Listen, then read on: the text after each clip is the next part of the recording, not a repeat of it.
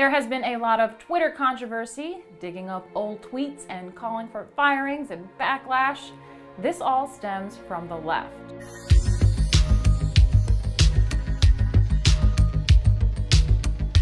Conservatives have been attacked relentlessly the past few years. I know this personally. They dig up anything from your past, take it out of context. Even comedians can't even make jokes without the left taking it out of context, losing their humor, and calling them racist. Many people, including Roseanne, have lost work from this. I have lost work from this.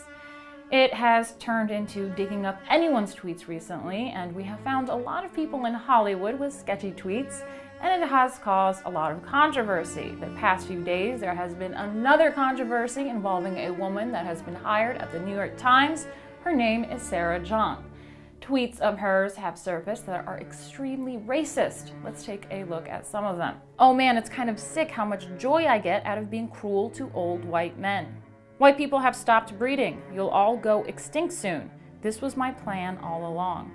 Dumb effing white people marking up the internet with their opinions like dogs pissing on fire hydrants.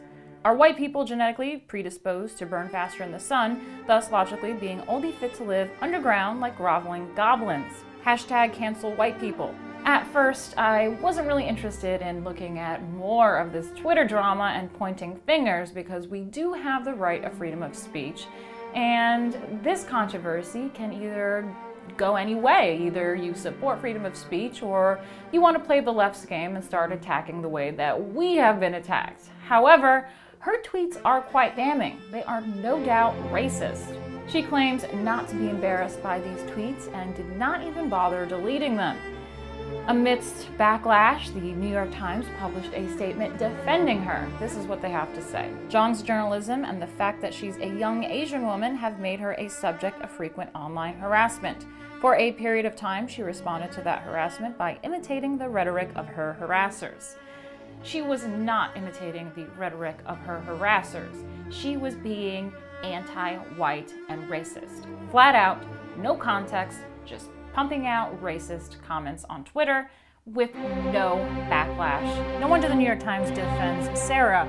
Within the past 24 hours, they published an article that is titled, "Hollywood is as white, straight, and male as ever." The left are defending her, saying Sarah Jeong is good, her haters are bad, terrible even, it's not difficult. The New York Times and the left together are defending her, claiming that her statements are a result of white people.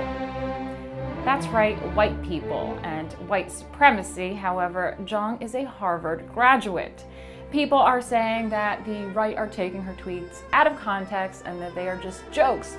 However, she is not a comedian, and suddenly the left have gained their context and humor back when it is convenient for them, however, lose all context and humor when right-wingers and like Roseanne make a joke.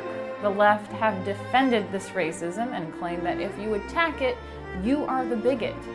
I am all for freedom of... That is Martina Markota, Rebel Media's latest right-wing talking points Barbie doll, who apparently took the place of now full-blown white nationalists Faith Goldy and Lauren Southern, who departed a couple of months ago, maybe approaching a year, because Ezra Levant is too Jewish for their brand.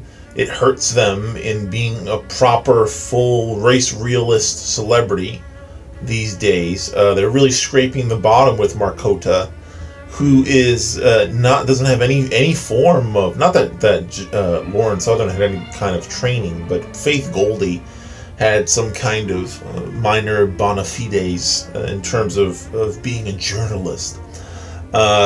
This Martina Markota is just like an orbiter of reactionary politics and lobbyists, and somehow she's reinvented herself from being like an F-list shit tier performance artist into whatever the hell this Fox News frame the boobs journalism outrage video she's making now for Rebel Media. So this freak out is about a newly hired journalist for the New York Times. Surprisingly, a journalist who had a long-standing beef with the New York Times. She actually recently got hired to the tech division of New York Times. Sarah Jeong, who is Asian, an Asian woman, had, you know, these fuckers, these tweet mining fascists are now painting her with the anti-white brush. Like, they listen to me. This whole thing of, like, if we just tone police ourselves or don't hurt white feelings in the ways that we criticize white power and supremacy and hierarchy, and how that influences hierarchy. You could say any benign stuff. You could walk on eggshells for the rest of your life, and you could put out a tweet this morning saying that you had a ham sandwich for breakfast, and somehow, some way, if you are on the left, they would find a way to make even your most banal tweets anti-white. So you might as well go out in a blaze of glory and really challenge the talking points that are presented. And again, Sarah Jeong was harassed for years. I've heard some right-wingers say, oh, she couldn't have been responding to the trolls for years. Yes, especially a woman online speaking progressive politics.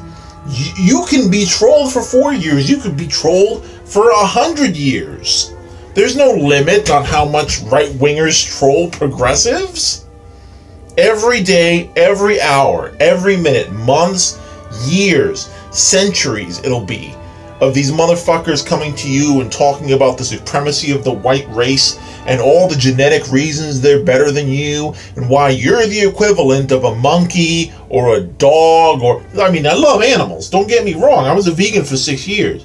I'm not saying that animals are inferior forms of life, but to these people, animals are not, equal sentient beings. So, you know, when they, and the history of presenting, when someone comes to you, my point is that they're coming to you and telling you that you're not the same species as they are.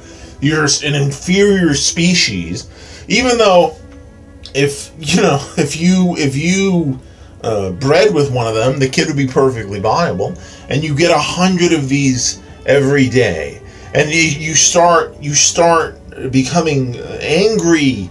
And you've just been marinating in this bad vibe.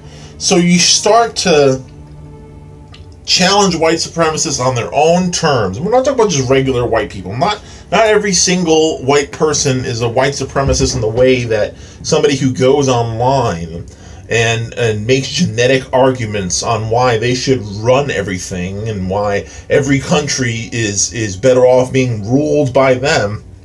Those people have specific talking points that her tweets are a response to. Her tweets are a response to the deranged, hyperbolic, pro-white narrative and talking points that get machine gun fired at you when you're a progressive person of color online. What they do is they take it out of context, and again, these tweets were edgy, but it doesn't matter if they were edgy. Anything short of you saying Heil Hitler, 1488, protect white children, is going to be considered anti-white just by default.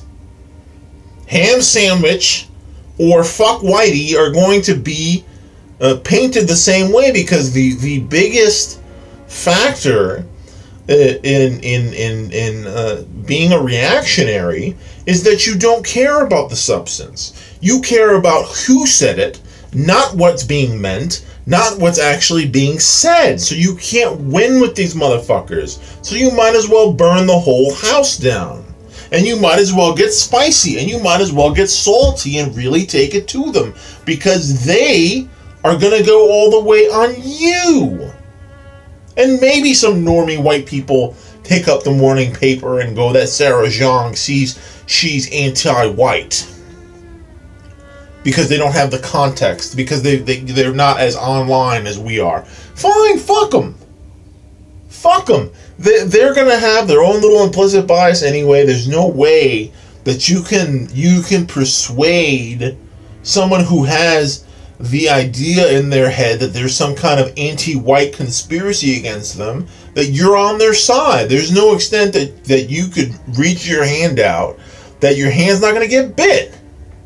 So yeah, burn it all down. Yeah, go all the way. Don't fucking be polite when talking back to racist white eugenics mongers on social media. Push back and be nasty and be sarcastic and confront them on their own terms. And if somebody comes back to you later, you explain the context.